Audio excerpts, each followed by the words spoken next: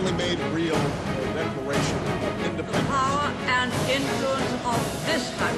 Mécanique supérieure. The host of the nations of the world on our own soil.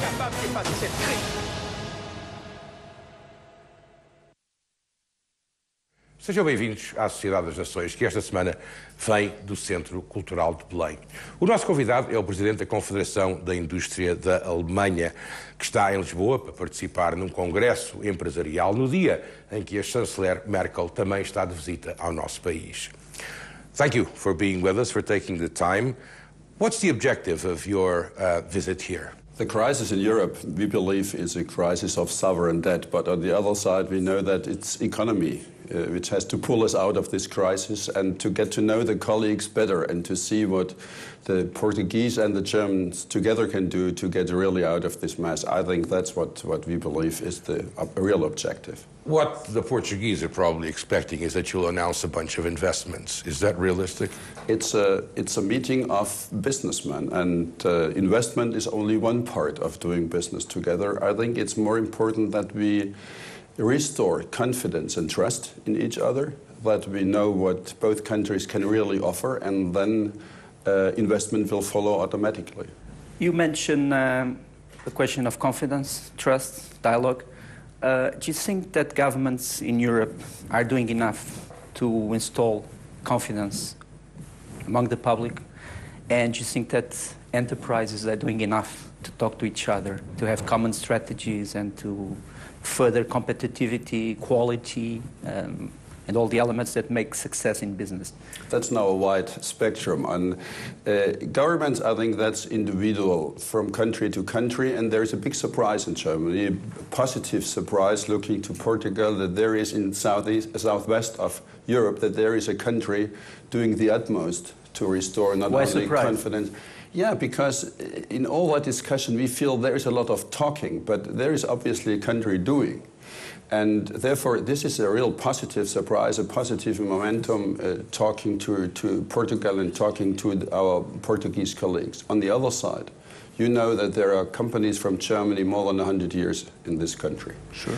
The experience, and that has shown the conference already in the first 2 hours, the knowledge that there is a lot of experience, the knowledge that there is skilled people, that we really had a good time together until this crisis started. This is there, and we would like to restore and build on this fundament a more stable and a wider pattern of cooperation. But you think that in Germany, people, and especially businessmen, know enough about what Portugal can do in industry, in services, in technology, in incorporating ideas? Do you think we are known? No, definitely not.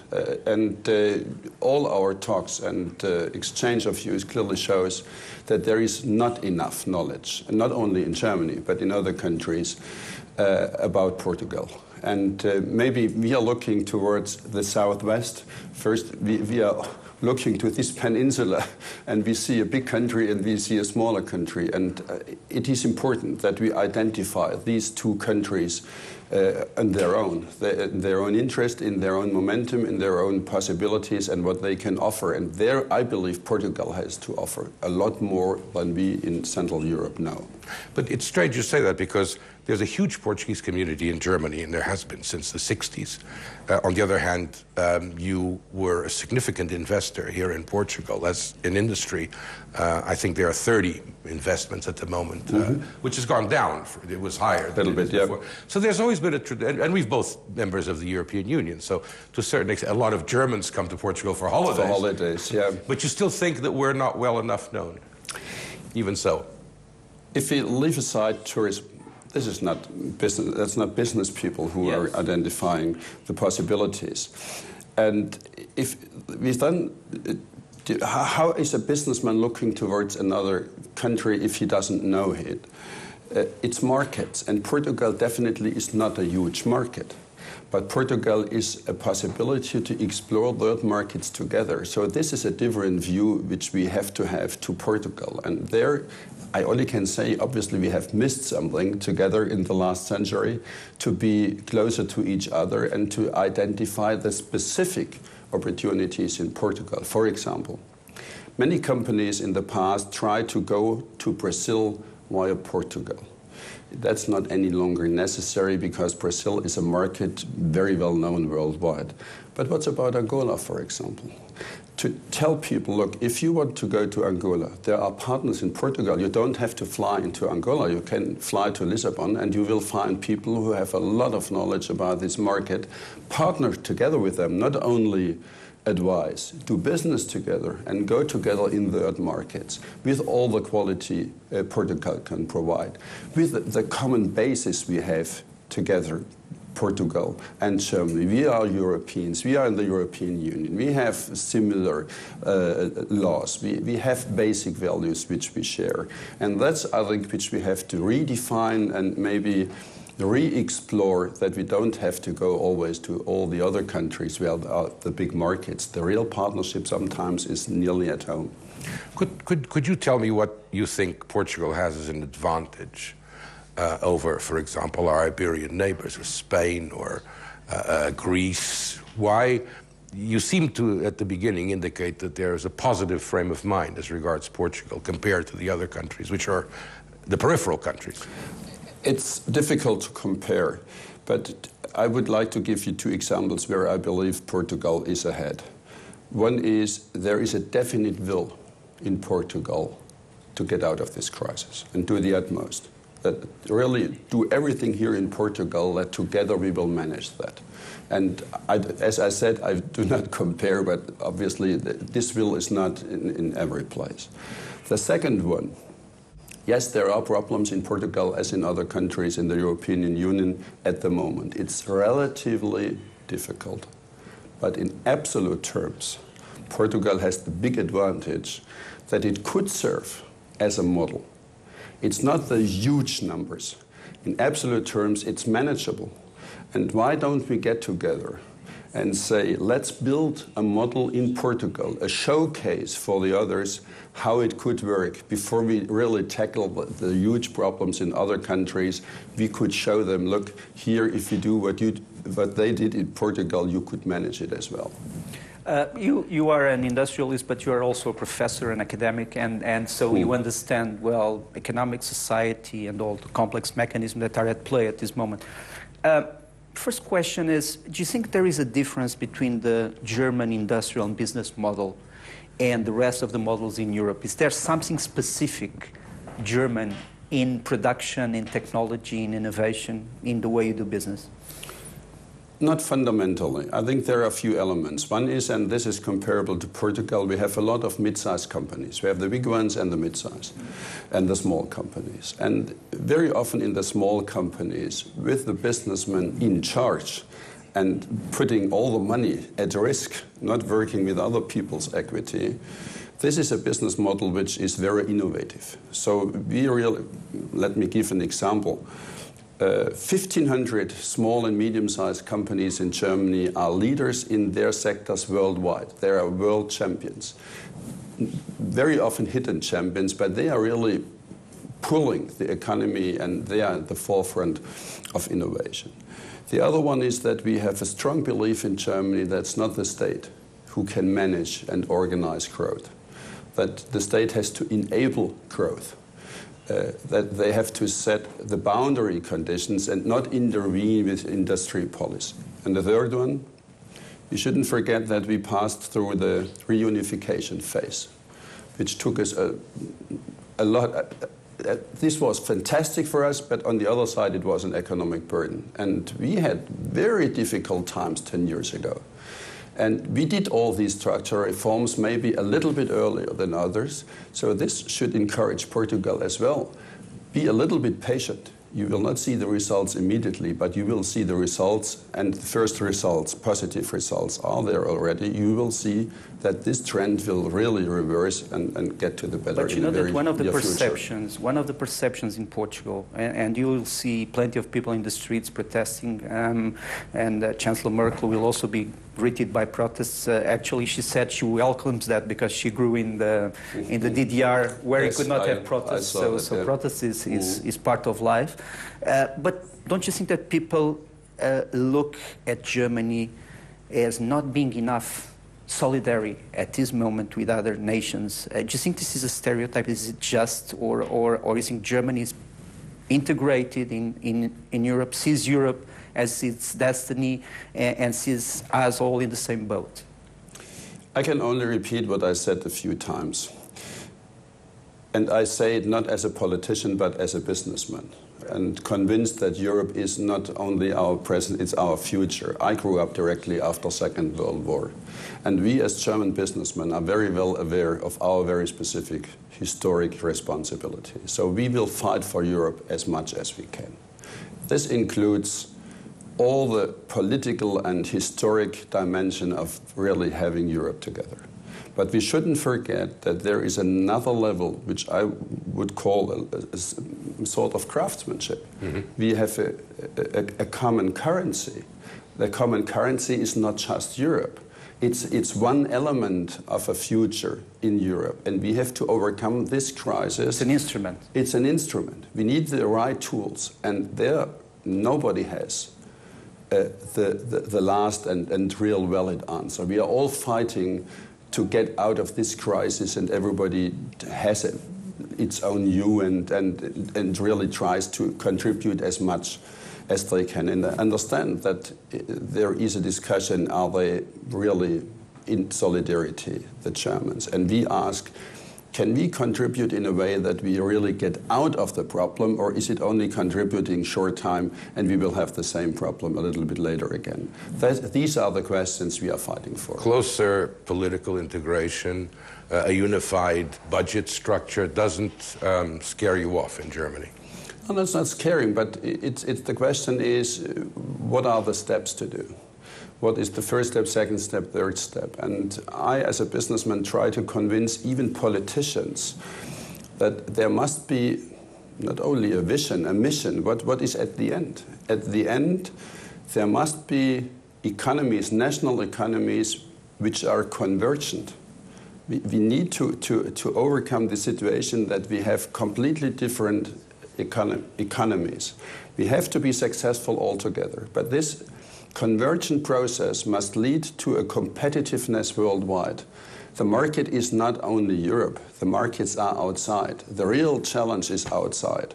And therefore we have to work towards this situation, which might come, let's say, in 5 years or so. We have to have a little bit patience and then construct the new economy in Europe. And if then there are steps this way or that way, as long as there is no escape towards not being competitive, to have it a little bit more cozy and comfortable. That's what we would not like to have.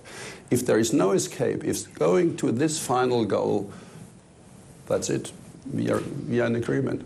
You are very close to elections in Germany. Politics and economics in Germany were always walking hand in hand, either negatively or positively. Do you think that if you would have at this moment a social democrat or another establishment instead of a CDU one, the attitudes towards Europe would be different? No, completely the same. I think. So it's not a question of Mrs. Merkel or CDU. I mean. No, it's not CDU. It's not just the chancellor. Or the coalition. We've had different coalitions, and you will have.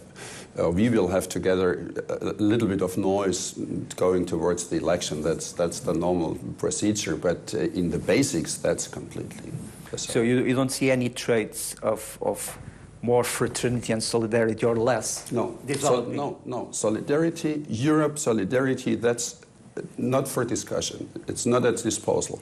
The question is, do it this way or that way? And there, I think it's okay that we fight with each other for the best solution. I understand what you're saying, but how do you interpret the fact that in Southern Europe, Mrs. Merkel is a hate figure? People blame her personally for the pain that these countries are going through.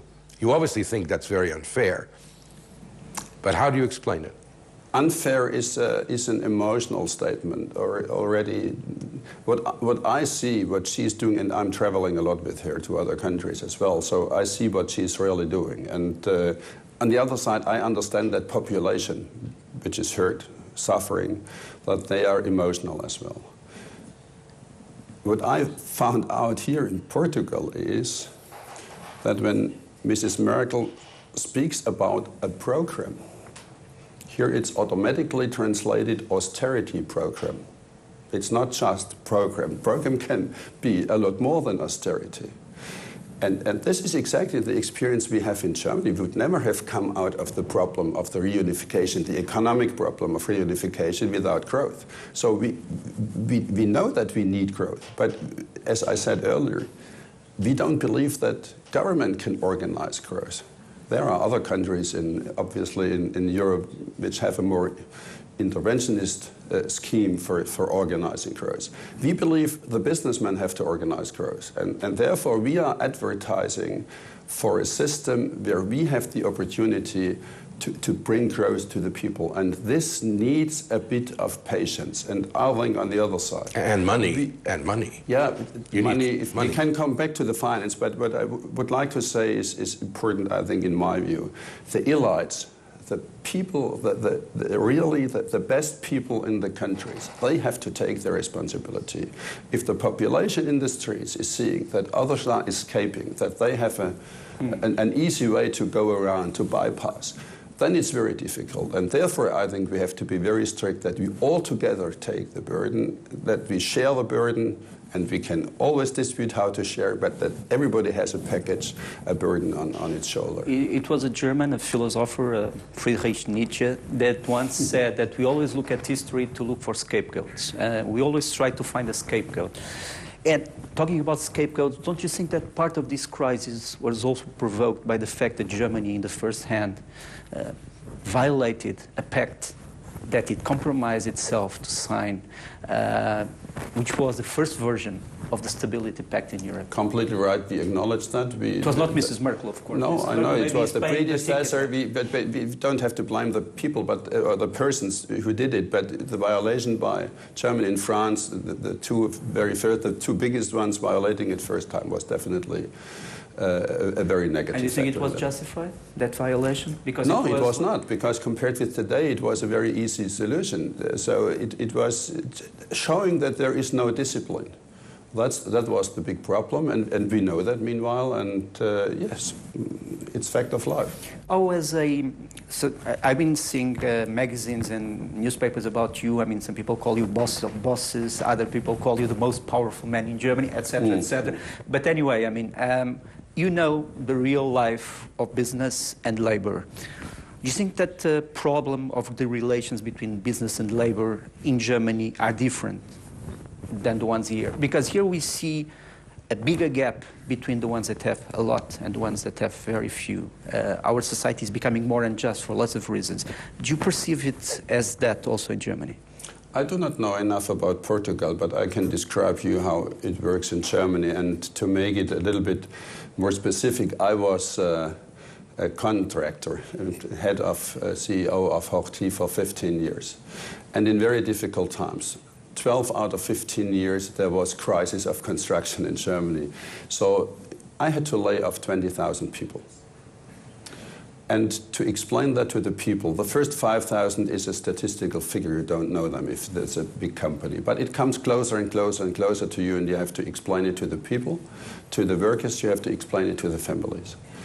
And there you must have the confidence of the people that the decisions taken by the company will lead into a better future. This is a lot of analysis, of own conviction, of business plan, and then of a relationship of trust and confidence. And finally, we had a lot more people on our payroll than we had before. So the system in Germany where the workforce is represented in the supervisory board of the companies has a big advantage. They have to take responsibility as well. They are part of the decision making, and they will never vote for you if you don't get them on your side, really not attracting them with money or whatsoever, just really convincing them that we are going together in a good future. But all I hear from Portugal, and there, excuse me, I don't know too much, but from Bosch, from Kirchhoff, from others, they clearly say, we have to incentivize our people to go with us in a good future. They are suffering because of the crisis and what the government in Portugal had to decide. We as businessmen have to try to compensate this workforce if we are successful, that they will share the success. And let's go this way, that they are really motivated to take the burden, but that they see the future. I'm afraid we've run out of time, and we didn't even get a chance to talk about the problems in Germany, the economic problems in Germany. Maybe we can do that next time. Professor Keitel, thank you very much. It's been a pleasure talking to you. Thank you. Thanks.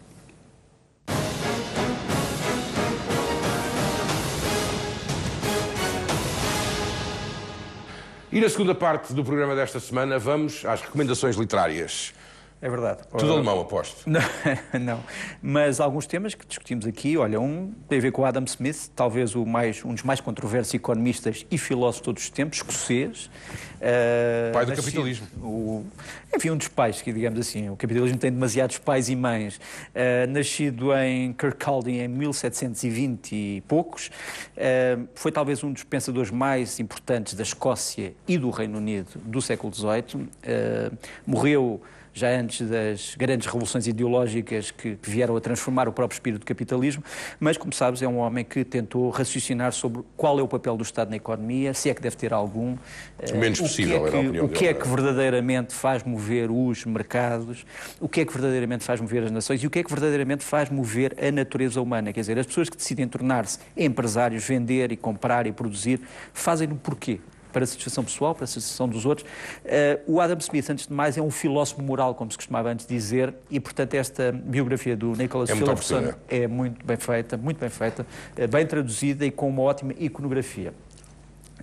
Mais negro... Por ser bem traduzida já não é mau. É verdade, tem tido grandes problemas com isso. Mais negro é este livro do Frank Dikötter, A Grande Fome de Mao, que trata de um período negro na história da China, 1958 a 1962. Eu acho que não podemos ser primários na análise porque, obviamente, que a China tinha problemas enormes, esmagadores, quando o Mao sobe ao poder. Entre eles, problemas de miséria extrema. Mas o que aqui se diz é que, durante esses 4 anos, a coletivização forçada levou à morte de milhões de chineses. E nós costumamos muito falar... É uma maneira de resolver o problema. Pois, nós costumamos muitas vezes falar da fome na União Soviética, na fome noutros países, mas a verdade é que o que se passou na China não foi menor, se calhar pode ter sido mais catastrófico. E a verdade é que o Partido Comunista Chinês, durante muito tempo, não quis abrir os arquivos para saber a extensão deste desastre. É evidente que nem todas as pessoas morreram por determinação do Estado. E tu e eu conhecemos maoístas que negam que isso aconteceu. Sim. E, agora aliás, já não, se calhar. Aliás, muitos deles acharam que isto é uma infâmia que se faz. E uma invenção do Ocidente. Como se a época de Mao Tse-tung tivesse sido radiosa. É evidente que nós temos que reconhecer que o Mao fez subir a China ao papel de superpotência mundial, mas, sobretudo, entre outras coisas, pelas armas nucleares. Quer dizer, se a China hoje não tivesse um arsenal nuclear, não tinha depois conseguido outras coisas.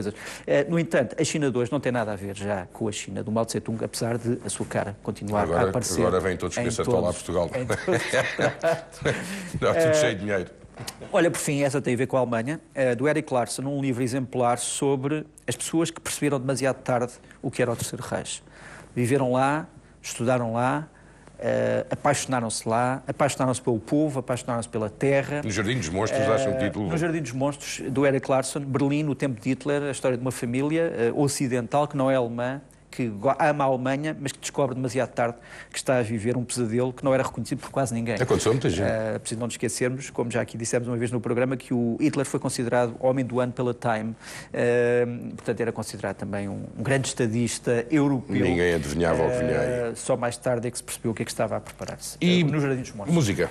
A música é uma música de alemães, numa etiqueta alemã, essencialmente músicos contemporâneos, Knut Rössler, Johannes Vogt e outros, que tocam música do século XVII para a alaúde, alemã, francesa, italiana, música da corte, música, digamos assim, que apaixonava os grandes da Europa no século XVII, mas adaptada a um diálogo contemporâneo. Alaúde, saxofone, flauta, algum sintetizador, acho que é muito bonito. É um bocadinho como o Turned On Bach, não? Um bocadinho, mas com